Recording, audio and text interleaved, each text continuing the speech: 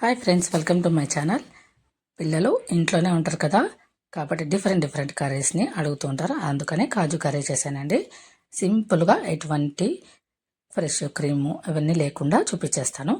ముందుగా ఉల్లిపాయని అలాగే గోడంబిల్ని బాయిల్ చేసి పక్కన పెట్టుకోండి.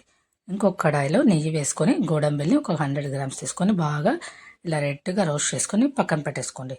ఇప్పుడు కడాయిలో అదే నెయ్యి ఉంటుంది కదా, ఇప్పుడు స్పైసెస్ మిరియాలు, ఒట్టి మిరపకాయలు, చెక్క, లవంగాలు, ఇలాచి, బిర్యానీ ఆకు వేసుకొని ఉల్లిపాయ ముక్కలు, అల్లం వెల్లుల్లి పేస్ట్, టమాటాలు, అలాగే రుచికి తగినంత సాల్ట్ అవి బాగా వేగిన తర్వాత ధనియా పొడి, కారం పొడి, మీ స్పైస్నెస్ తగ్గట్టుగా గరం మసాలా అన్నీ వేసి ఇంకొకసారి బాగా కలిపేసుకోండి.